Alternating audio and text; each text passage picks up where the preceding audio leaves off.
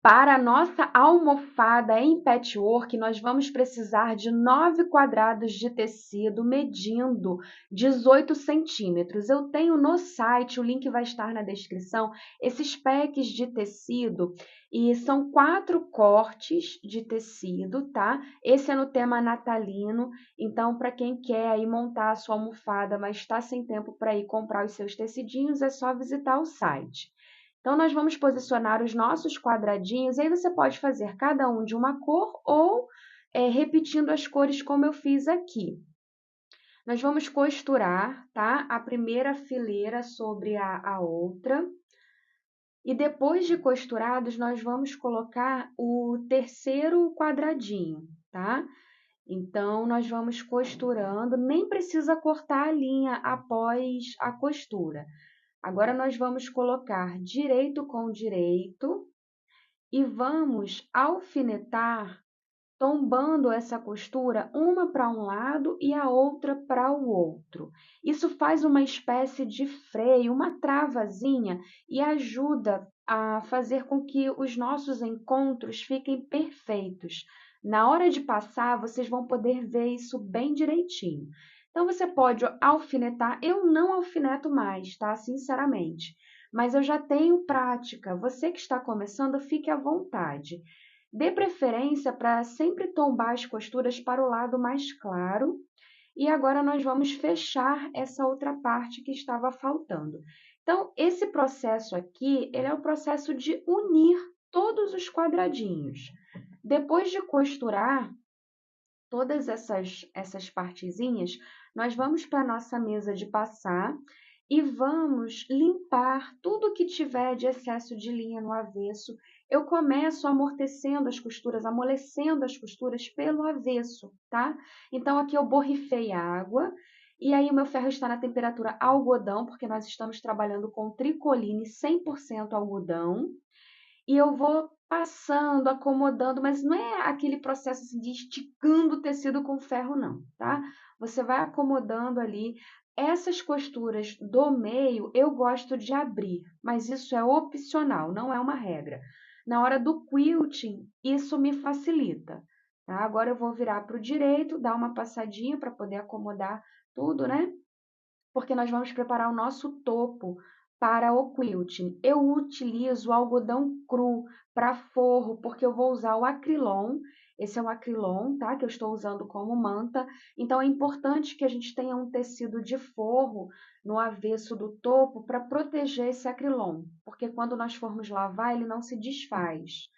Você pode fazer um quilting reto a cerca de 3 milímetros da costura da união, né, dos quadradinhos, um quilting na diagonal também. O importante é prender esse tecido ao acrilon e ao forro para que ele não vire um grande bololô, um grande sacão, tá? E eu utilizo esses alfinetes. Se você quiser saber mais sobre os processos do quilting, aqui no canal tem uma playlist que ela se chama Quilting Diário. E aí você tem todas as informações.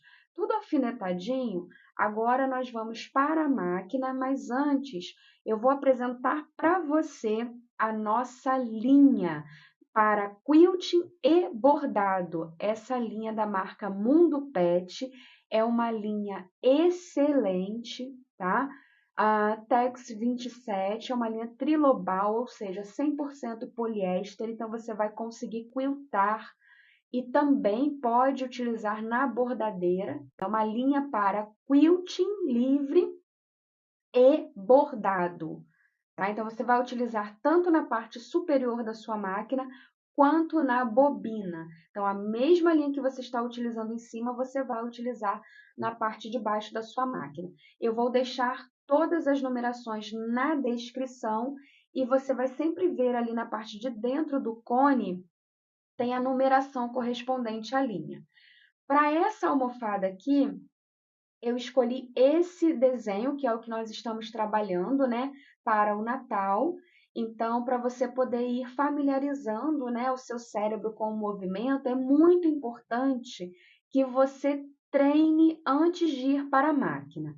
Eu gosto muito de treinar na lousa mágica, você encontra ela à venda também no meu site, o link vai estar aqui na descrição, mas você pode treinar no rascunho, no seu caderno de exercícios, o importante é que você treine bastante antes de ir para a máquina.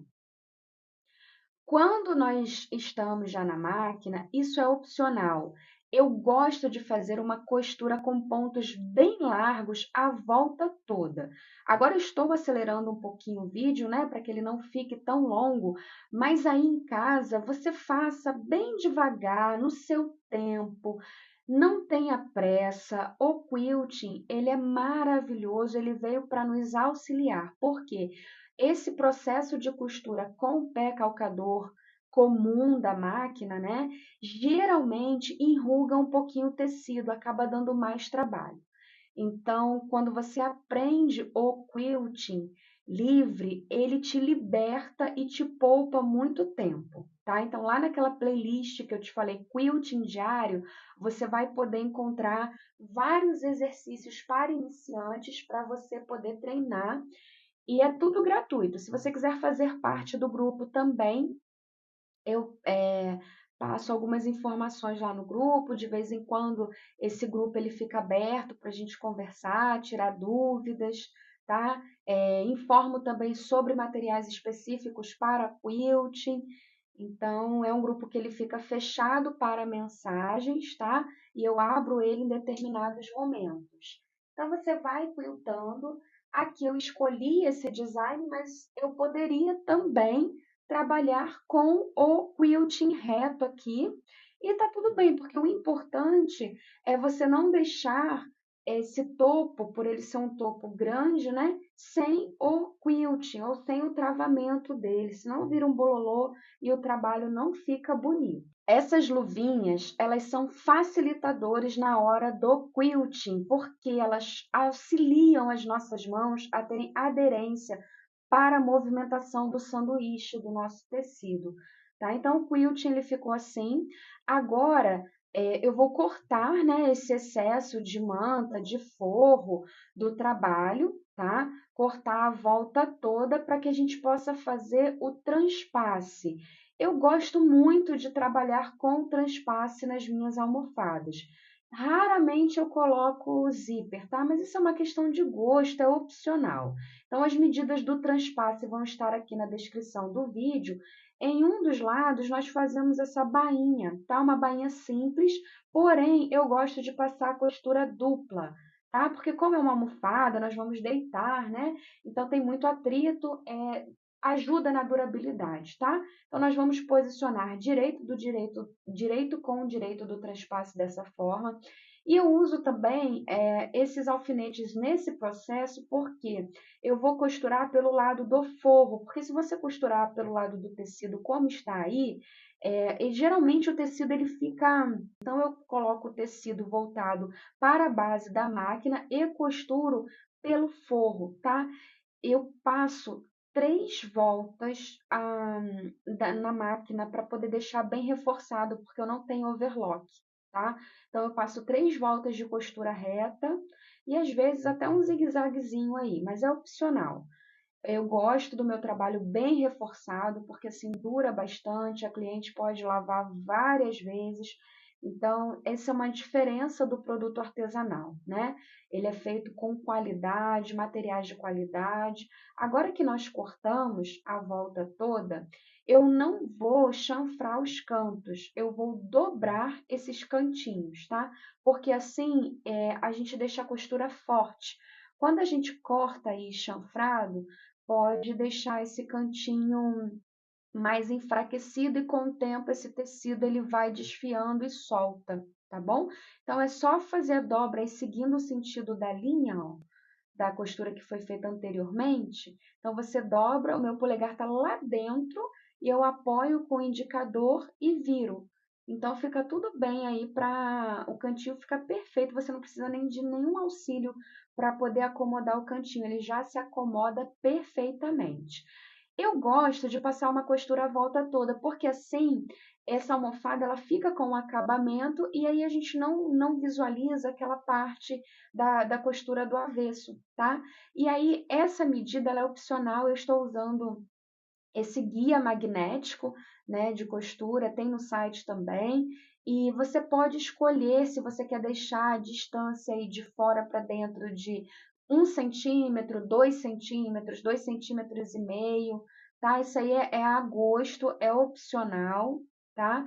E aí eu vou passar essa costura à volta toda, fazendo esse detalhezinho. Poderia ser um pontinho decorativo também, mas aqui eu optei pelo ponto reto, porque como eu já tenho o design de quilting, eu preferi o pontinho reto para poder não ficar tanta informação assim. Mas fica a seu critério, é opcional e dá um charminho super fofo, né? Além de deixar a nossa almofada ainda mais resistente, tá? Então, agora nós vamos colocar o recheio, né? O enchimento da nossa almofada. Se você tiver etiqueta, lembre também de colocar a sua etiqueta. Eu vou utilizar uma etiqueta que eu coloco ela no avesso da almofada. Depois, lá no meu Instagram, eu vou mostrar outras opções de desenhos de quilting aqui também. E a nossa almofada ficou assim. Então, agora você não tem mais desculpa para não decorar a sua casa com uma peça super linda, charmosa e feita por você. Lembre-se de se inscrever aqui no canal, ativar as notificações e deixar o seu joinha.